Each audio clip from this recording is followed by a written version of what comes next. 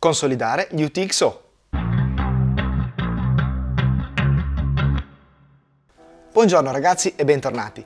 Oggi parleremo di un argomento che è molto interessante ed è molto importante conoscere perché è una pratica che può tornare utile in prospettiva futura, diciamo.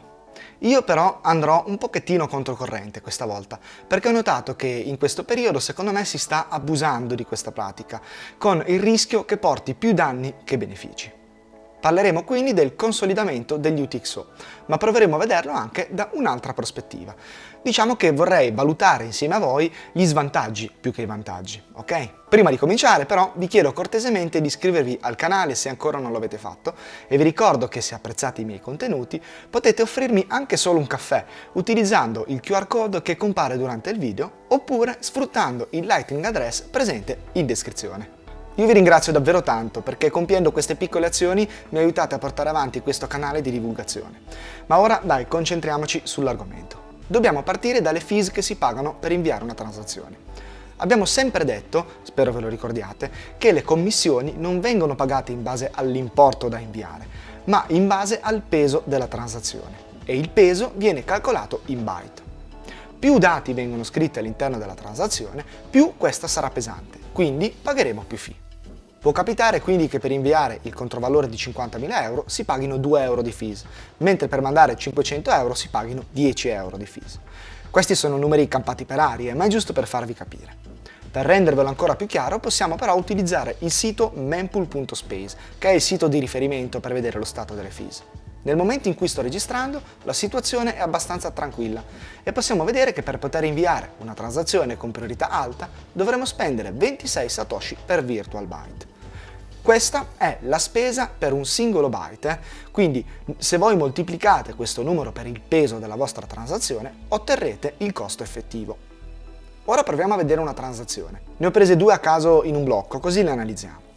Se guardiamo questa transazione, notiamo che abbiamo 4 UTXO che sono stati spesi e sono stati mandati ad un indirizzo, vedete? Ora, se leggiamo sotto, vediamo l'importo speso in sats per VByte che è di 40,1 e di fianco l'importo totale delle fees pagate che sono 12.600 satoshi, con il controvalore accanto. Poi sulla destra abbiamo l'importo inviato che corrisponde a circa 125 dollari. Ma andiamo ancora un po' più nel dettaglio. Guardate, noi sappiamo che la spesa era di 40,1 sats per VByte e qui possiamo invece vedere la dimensione della transazione.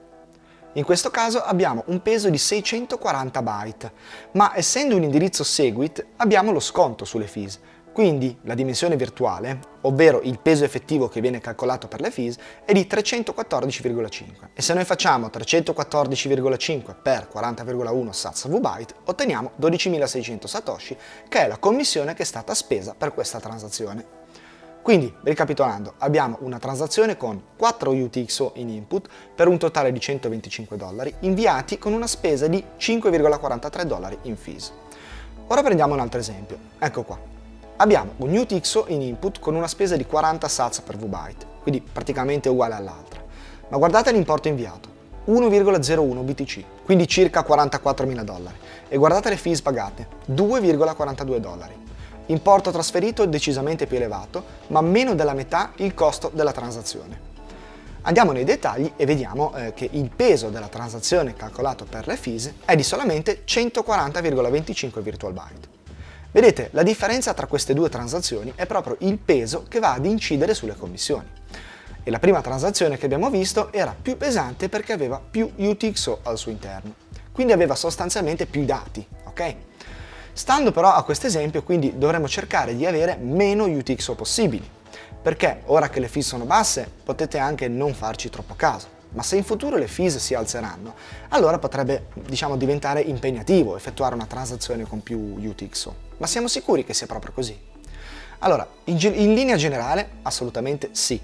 Tutto questo ragionamento è assolutamente valido e condivisibile. Ma c'è un ma. Anche per consolidare gli UTXO bisogna fare un po' di attenzione. Non lo so, sto vedendo specialmente su Twitter gente che urla al consolidamento. Ai meetup vedo gente che si preoccupa perché vuole consolidare il più in fretta possibile. Cioè ragazzi, calma e attenzione. Innanzitutto dovete stare attenti a non consolidare resti di fondi con KYC con resti no KYC, perché altrimenti perdete la privacy che avete ricercato. Attenzione anche a non consolidare troppo e poi ritrovarvi con UTXO troppo grossi, perché poi quelli lì dovete usarli per pagare e rischierete di perdere ulteriore privacy. Immaginatevi fra 5 anni di voler comprare un telefono da 1000 euro e di pagarlo in Bitcoin, ma dovrete farlo con un UTXO dal controvalore di 10.000 euro, perché anni fa avete consolidato. Io non vorrei che il resto di quella transazione mi venisse poi tenuto sott'occhio. Ripeto, non sto dicendo che non bisogna consolidare, dico solo di non essere troppo affrettati, ecco. Poi, ovviamente, questo è un punto importante, dipende anche dagli importi che trattiamo, ok?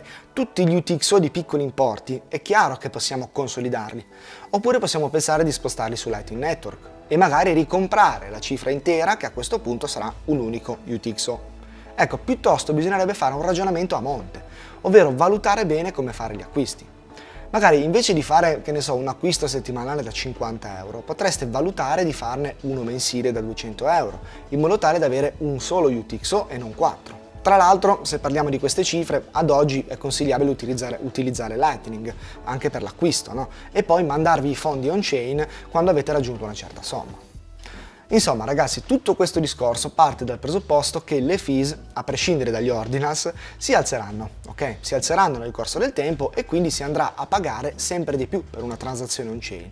E come abbiamo visto, avere meno UTXO vi farà spendere meno. Lo ripeto, non sono contrario, anzi, è una pratica che va fatta. Il mio è soltanto un invito alla riflessione, al valutare bene quali UTXO state consolidando, perché in futuro potreste trovarvi con UTXO estremamente grandi che diventeranno anche difficili da spendere senza perdere eccessiva privacy. Difficili da spendere tra virgolette, nel senso che saranno in ogni caso spendibili come tutti gli altri. Valutate magari di crearvi un ventaglio di UTXO che vanno da quelli un po' più piccoli a quelli un po' più grossi in termini di valore. Così poi facendo coi control voi potrete utilizzare quello più adatto alla spesa che dovete fare. Poi ovviamente per gli importi piccoli, per tutte le spese di tutti i giorni, utilizzate ovviamente Lightning Network. Ricordate comunque che c'è un continuo studio dietro Bitcoin e quindi non è detto che in futuro usciranno nuove soluzioni che ci aiuteranno quantomeno a mitigare i costi per una transazione on-chain. Questo discorso ovviamente è ipotetico, quindi è sempre bene prepararsi prima, utilizzando però il cervello e non facendo le cose a caso, ok? Ragazzi, dai, io direi che per oggi è tutto. Se il video vi è piaciuto vi chiedo cortesemente di lasciare un bel like, se vi va potete dirmi la vostra qui sotto nei commenti o scrivete anche se avete qualche dubbio o qualche domanda, se fate il consolidamento degli UTXO, ecco, ditemi la vostra insomma. Noi ci vediamo mercoledì prossimo con un nuovo video. Ciao!